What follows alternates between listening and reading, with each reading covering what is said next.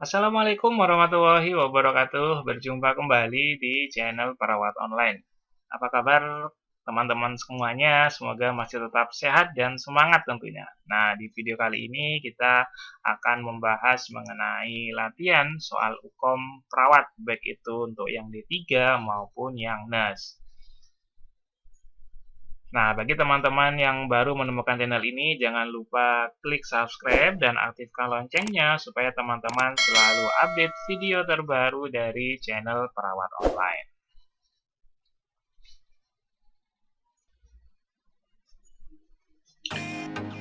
Bagi teman-teman yang sedang mempersiapkan ujian kompetensi perawat baik yang D3 maupun NAS pada periode UKOM kali ini, ada informasi menarik bagi teman-teman. Jadi ada bimbel online yang diselenggarakan oleh CTS itu terdiri dari dua paket pilihan kelas. Jadi teman-teman bisa memilih paket kelas privat ataupun paket kelas mandiri.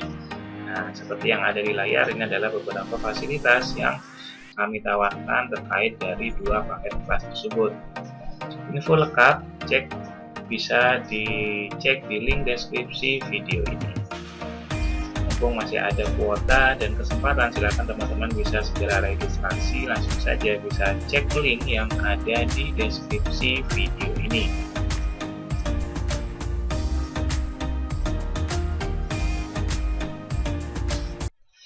Baik, kita awali dari soal pertama. Pasien laki-laki usianya 57 tahun dirawat di ruang penyakit dalam dengan diagnosis PPOK.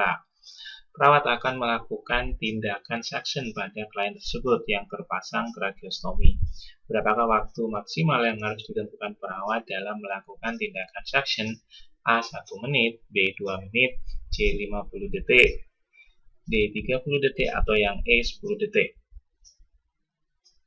Saya rasa sudah tidak asing lagi ya kita dengar istilah tindakan suction atau tindakan menghisap lendir. Biasanya tindakan suction ini dilakukan pada pasien-pasien dengan kondisi sputum atau dahak yang berlebih.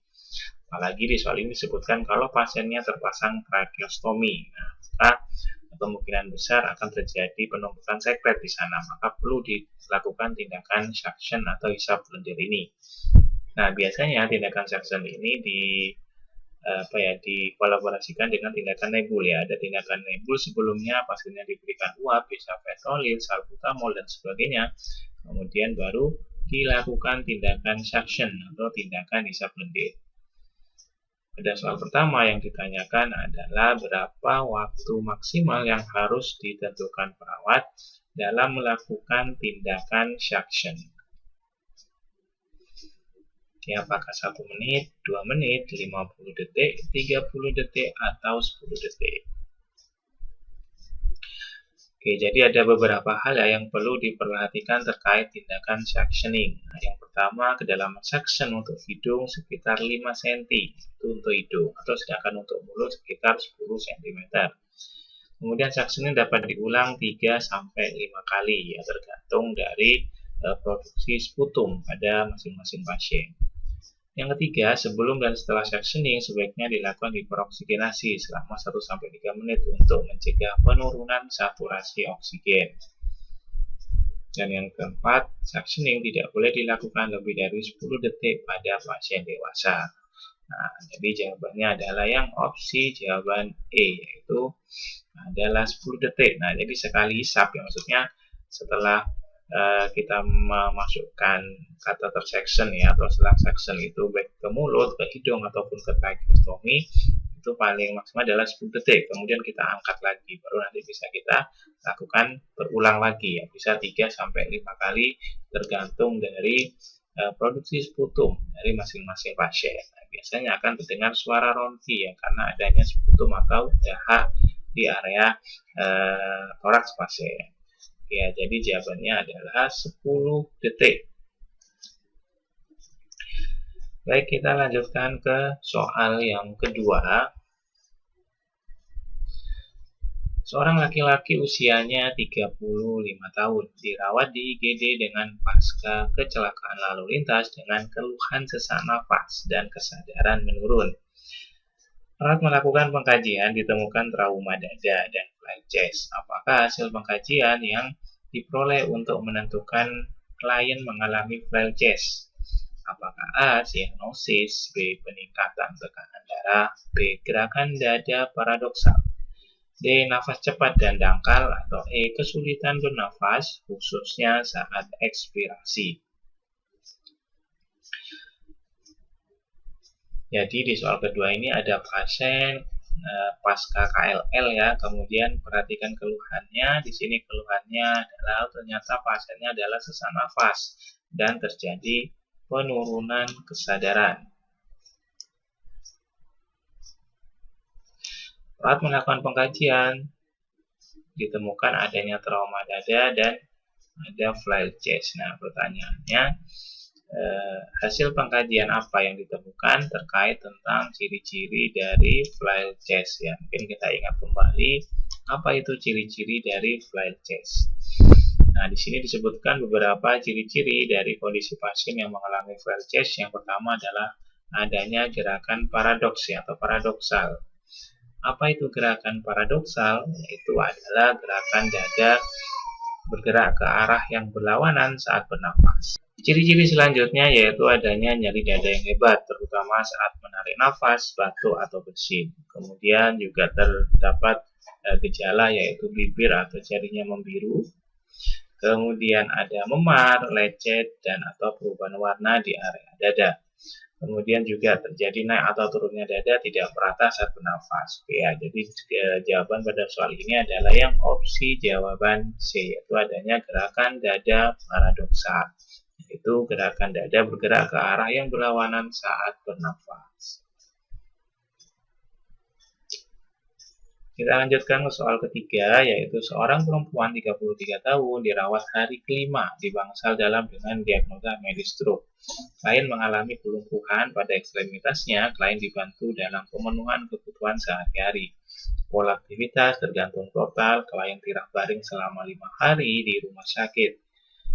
Pemeriksaan vital sign menunjukkan tekanan darahnya 150/105 mm air raksa, kemudian frekuensi nafas 26 kali per menit, frekuensi nadi 98 kali per menit, dan suhunya 36 derajat Celcius. Tindakan apa yang harus dilakukan berikutnya oleh seorang perawat? A. Melakukan pengkajian skala nyeri, B. Melakukan room pasif, C. Pengkajian pola aktivitas, D. Pengkajian kepatenan jalan nafas, atau yang E. Memberikan terapi oksigenasi. Soal ketiga berkaitan dengan tindakan keperawatan ya, atau intervensi atau implementasi keperawatan. Kita perhatikan lagi soal ketiga ini, di mana disebutkan kalau ada pasien umurnya 33 tahun, ternyata sudah hari kelima, itu di bangsal dengan diagnosis medisnya yaitu adalah terkena stroke. Gejala yang ditunjukkan pasiennya mengalami kelumpuhan pada ekstremitas, kemudian juga dibantu ya dalam pemenuhan kebutuhan sehari-hari. Karena apa? Karena pola aktivitasnya di sini adalah tergantung total, jadi total care pasien ini. Hasil vital sign menunjukkan tekanan darahnya meningkat 150/105, RR-nya juga mengalami peningkatan 26 kali per menit, nadi 98 kali per menit, dan suhunya 36 derajat Celcius. Oke, dari diagnosa medis dan keluhan bisa kita simpulkan maka masalah keperawatan pada pasien ini yaitu adalah gangguan mobilitas fisik. Nah, maka kita cari tindakan keperawatan yang berkaitan dengan gangguan mobilitas fisik di sini. Oke, jadi jawabannya adalah yang opsi jawaban B. Bagaimana kita melatih pasien dengan room pasif? Nah, jawabannya yang melakukan room pasif.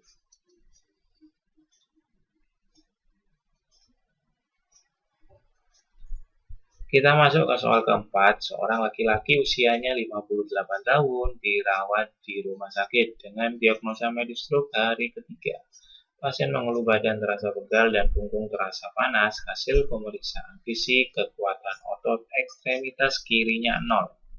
Kehilangan sensasi, tekanan darah 140/90 mm air raksa, frekuensi nafas 20 kali per menit, frekuensi nadi 100 kali per menit, suhunya 37 derajat Celcius.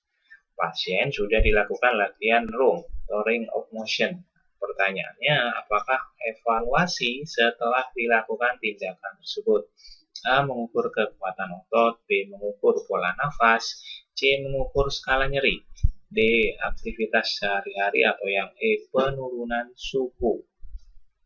Ya, soalnya hampir mirip dari soal sebelumnya tadi. Di sini disebutkan diagnosa medisnya pasien adalah stroke ya. Kemudian kita lihat keluhannya apa. Keluhan pasien di sini disebutkan pasien mengeluh badannya terasa pegal dan punggung terasa panas. Nah, kemudian hasil pemeriksaan fisik ditemukan ekstremitas kirinya kekuatan ototnya adalah 0 ya, dan kehilangan sensasi. Nah, maka bisa kita simpulkan masalah keperawatan pada pasien ini adalah berkaitan dengan gangguan mobilitas fisik. Ya, sama seperti soal sebelumnya, yaitu gangguan mobilitas fisik, maka kita cari evaluasi yang berkaitan dengan gangguan mobilitas fisik. Ya, jadi jawabannya adalah yang opsi jawaban A. Karena pasien sudah dilakukan latihan room, dampaknya atau harapannya adalah kekuatan otot itu bisa meningkat. Jadi jawabannya yang opsi jawaban A, mengukur kekuatan otot.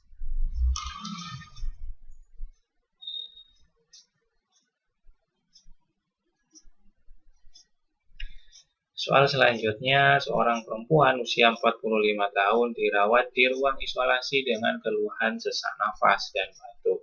Pasien terlihat kurus dan lemah. Menurut keterangan keluarga, pasien mengalami diare terus-menerus dalam 1 minggu ini dan berat badan turun 3 kg dalam 2 minggu. Pasien mengalami penurunan nafsu makan karena mual.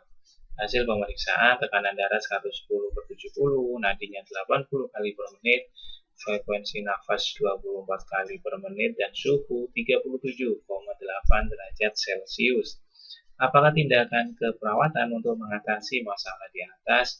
A. Batasi aktivitas pasien. B. Kolaborasi pemberian nebulizer. C. Kolaborasi pemberian obat antipiretik. D. Menganjurkan untuk makan sedikit tapi sering. Atau yang E adalah kolaborasi pemberian analgesik. Nah, pada soal kelima ini disebutkan kalau diagnosa medisnya pasien ini adalah mengalami diare.